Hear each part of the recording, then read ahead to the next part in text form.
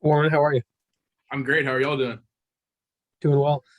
I want to ask you kind of halfway through the season how you would assess how this offensive line has done. I think that this season there's been some highs and lows. We've been able to run the ball effectively the past two games, which has been very huge for us. That's always a point of emphasis for us. But we try to take every single game, just be the best we can, and just play the standard that we always try to set. Warren, Coach Smart has said for a while now that Kentucky's always one of y'all's most physical games. What about it is about this defensive line is it that is such a challenge? Oh man, he's absolutely right about that. They are always one of the most physical games that we play. They're just hard nosed. They're tough, just like our defensive line, just like our offensive line. Both sides of the ball. The line of scrimmage is always just tough guys that are trying to get down, get dirty, and just play the physical style of football that we try to play. All right, let's go to Anthony Dasher, followed by Connor Riley. Hey, Warren, good to see you. Are any special things that you do, I guess, as an individual to block out all the noise that the coach is always telling y'all not to pay attention to? That's a good question. I try not to stay on social media too much, especially during the season. I feel like there's a lot of stuff that you can read that will kind of flood your mind with either bad ideas or just bad things that are not positive or any sort of way. So I usually try to stay off social media, and then really just whatever the coaches are telling us for our directives for this week and what we need to focus on, I usually try to stick to that. Hey, Warren, what was y'all's sort of reaction when Jamari went down and then obviously Broderick Jones stepping in? What did you make of how he played, and especially there in the second half? Initially, when I saw him go down, I was worried, of course, because that's my brother, and I hate to see him go down, especially the leader that he is. But the good thing is that Jamari is okay, and he's working, he's fighting to get back as soon as he possibly can. But Broderick, he stepped in against the Auburn, which is a fantastic opponent in their stadium, and he's able to go out and there perform at a high level, which was really encouraging to see. Let's go to Chip Towers, followed by Seth Eberson. Warren, I guess you chalk it up to you never know how things are going to work out. It's really amazing when I think about your story. You're expecting to be the starting center. The hand thing happens, go to the first game, the Tate Ratledge things happen. Here we are 7 games in, and you're about to start your 7th game at right guard.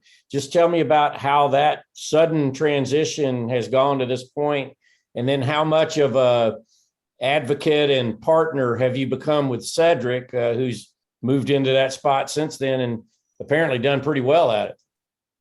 Yeah, that initial when my hand injury happened, that was a whirlwind. I initially when it happened, we got the x-rays, found out I needed to have surgery.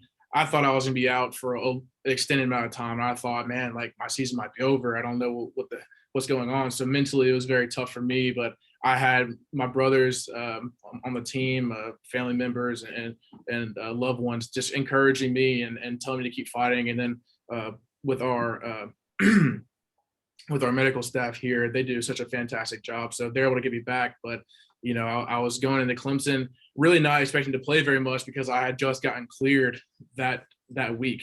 So it was, for me, it was kind of like, okay, like how is it going to work out? I kind of need to feel this out. But then seeing Tate go down, knowing that it was time for me to step up, and then seeing my hand hold up, it was the craziest whirlwind I could think of. And going into my 7th game, I think that just trying to get more comfortable every single day, and then just really trying to perfect my technique, things that I can do just with my footsteps and hand placement and pad level, things that I can do just to constantly improve is what I'm all about. And then Cedric, the great thing about, me, not the great thing that I went down, but the great thing about me going down was that Cedric was able to come in and get better tremendously. And that was really encouraging to see because he's been able to step up.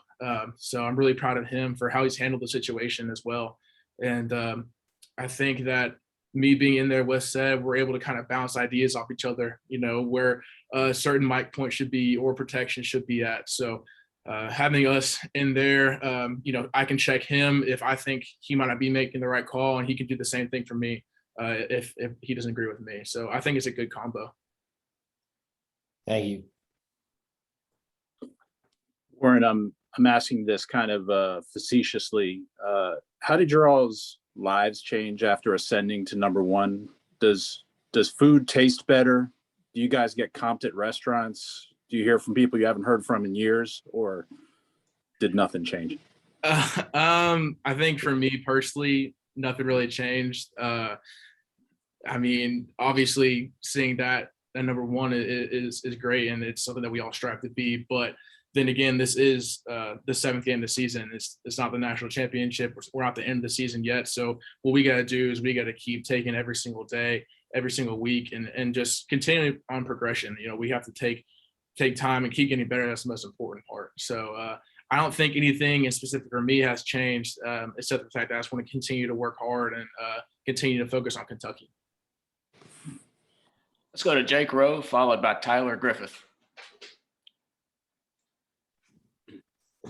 Warren, I wanted to ask you about the guy beside you, Warren McClendon. And, you know, it seems like there are a lot of guys up front that get asked about and talked about. What's it like playing next to Warren? He seems like a really quiet guy and somebody that just doesn't really show up or get talked about a whole lot. And I guess that's a good thing for an offensive lineman. He definitely has the offensive lineman mindset where, you know, when he's not on the field, he's just cool, calm, collected, just very laid back, easygoing, fun to be around.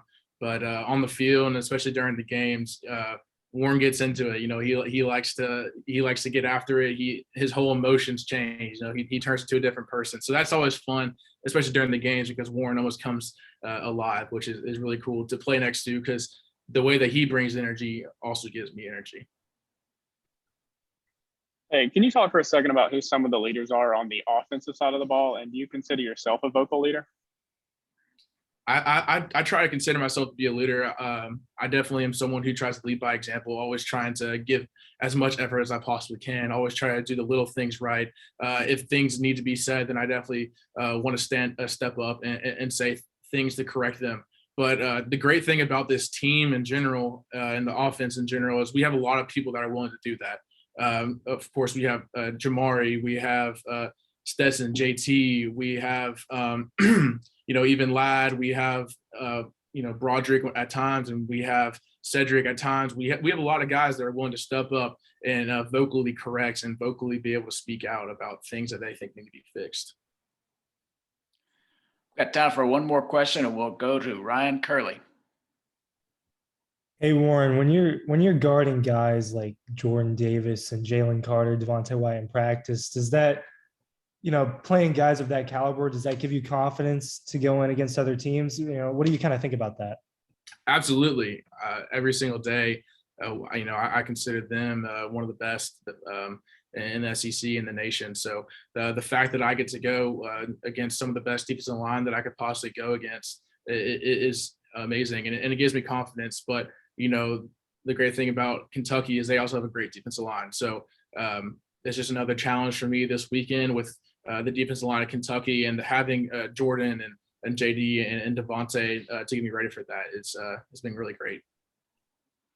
All right, Warren, thanks for your time. I appreciate it.